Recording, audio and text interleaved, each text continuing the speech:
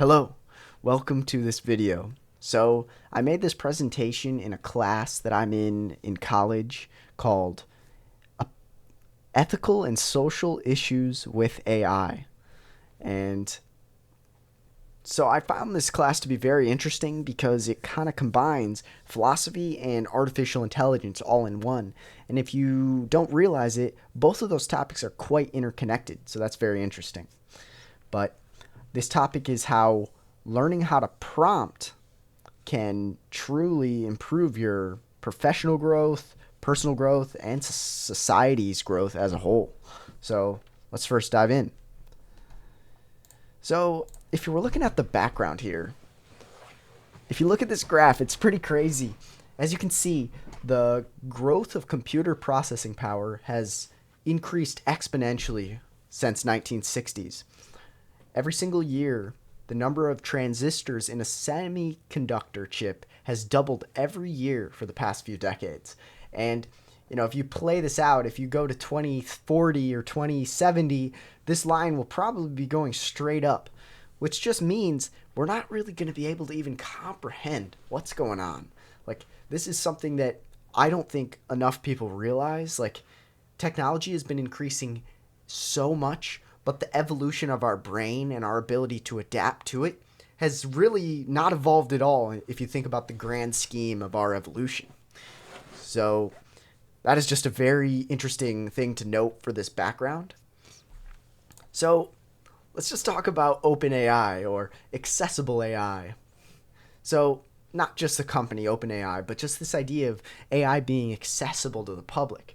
And artificial intelligence of many forms has been accessible to the public in different ways, whether that's Google search engines, Amazon suggested pages, Instagram suggested feeds, TikTok feeds, all kinds of different things. But not until recently have people actually been able to engage and have conversations with large language models.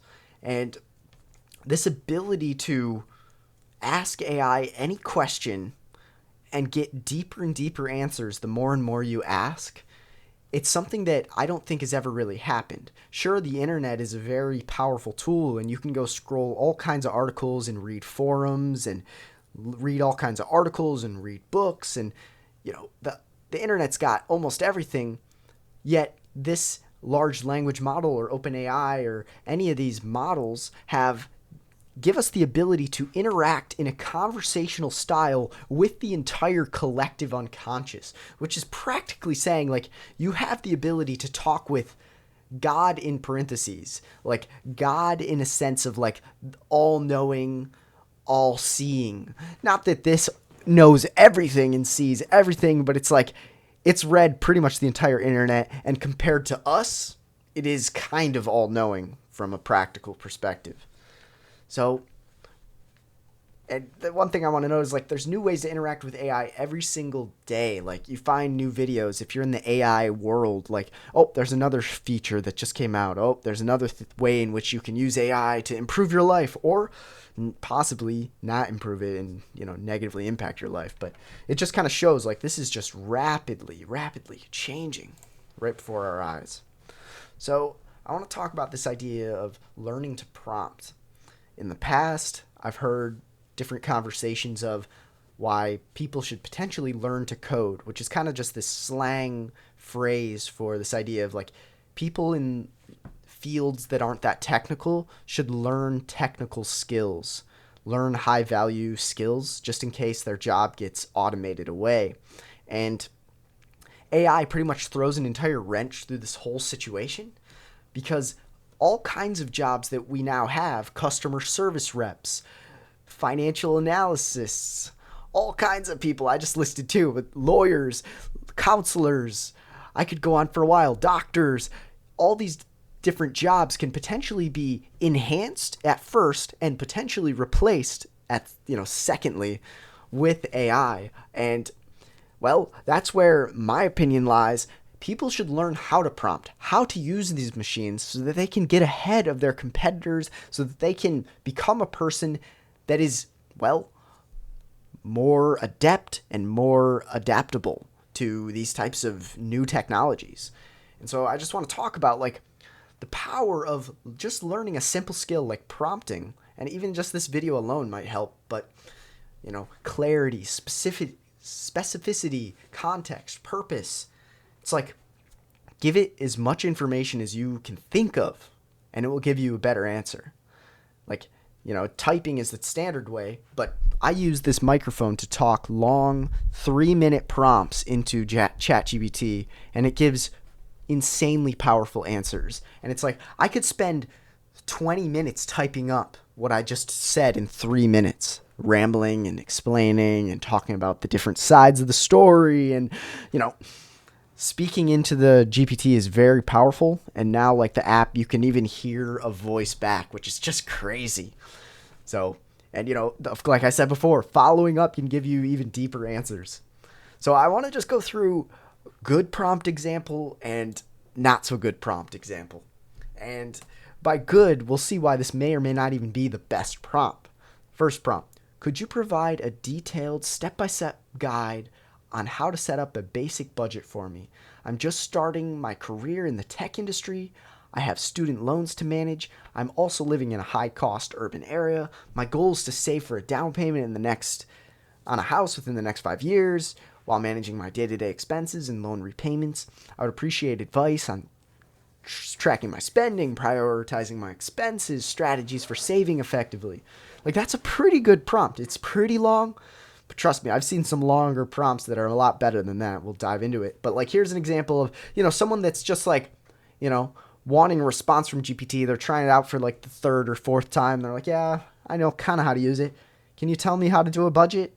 And of course it will give a response, but it's not going to be as specific a response or as tailored to your individual situation.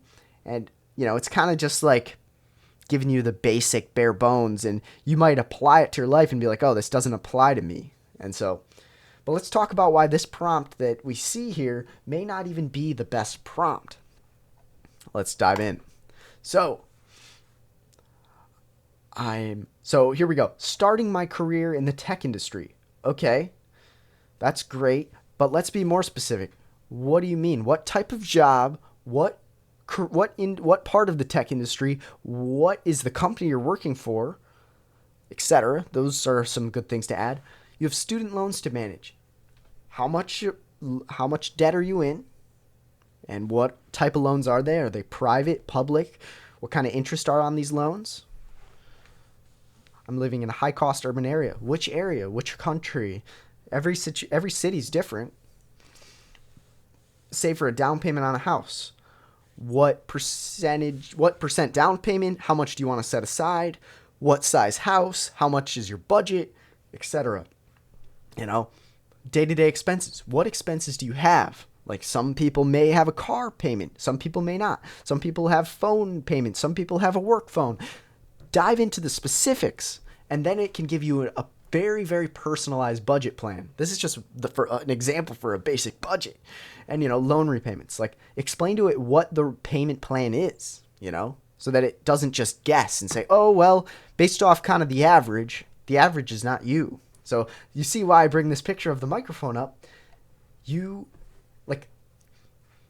Speaking into GPT is very powerful. You might ask, where can AI improve your life? Let's get into it. First thing, personal growth, research and education. Like, being able to learn skills online has never been easier. Treat me like I'm a 5th grader and explain to me the concept of programming in C or programming in Python. Boom. Counseling and self-reflection. That's a classic one I use. I explain my problems to it, and it gives me just advice. And I get it off my chest, and I feel way better every time. Productivity. Figuring out ways to increase your productivity, save time, find services that could potentially automate things, etc. Health and fitness advice. Language learning, creative expression, skill acquisition. This list could go on and on and on. And I actually used GPT to come up with some of this list. So it's just pretty awesome. So next, professional financial growth. Provide career path insights. Like, what does this career path look like? What does the day-to-day look like in that type of industry? Resume optimization, very powerful. Financial advice based off your situation. You saw that prompting example. If you're a business owner, the same kind of thing, explaining your situation.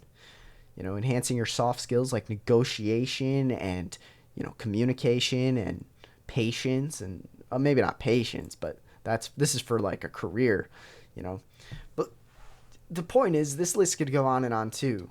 And thirdly, societal improvement.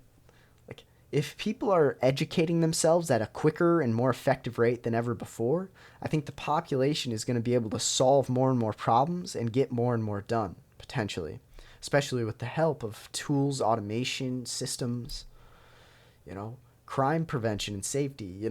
This is a hot topic. If AI cameras are watching, the streets of Chicago, there might be less crime, but there's going to be way less privacy, and that's a double-edged sword. Agricultural efficiency, maybe less people will be starving potentially. Job creation, just as the cotton gin removed jobs, it added jobs. Just as the printing press removed some jobs from people, more and more jobs were spawned because of it. I think the same thing is going to happen with AI. Mental health support, just like I was saying, treating GPT like a counselor. It's a very powerful tool. Truly recommend it. If you're going through struggles, why not go to the most third-party, unbiased source? And maybe it is a little biased, but whatever. It gives very unbiased answers, from my opinion. New inventions, energy management, etc. So, some of you might have actually gotten to this far into the video and being like, this guy's a little too optimistic here. He's too short-sighted on the goods, on what bad could happen with AI. And I do not blame your thought here. Let's talk about this. Will humans become too dependent on AI? Will AI make humans lazy? These are great questions that critics might ask me. Let's first define dependence. The state of relying on or being controlled by someone or something else. And I just wanted to quick talk about some things that we are dependent on. Cars, the internet, satellites, cell phones, social interactions, electricity, plumbing, housing, healthcare. Just because we're dependent on the internet does not mean that just because we're dependent on it does not mean we've gotten worse as a species necessarily. We also are dependent on sunlight, we're dependent on sleep. All these things make our life better. And just because we're dependent on it, I don't think that's necessarily a negative thing. I don't think we're being controlled by our car. Cell phones and internet is a little more tricky. But, I just wanted to kind of list some things that humans kind of are dependent on. And also the laziness question. Lazy, unwilling to work or use energy.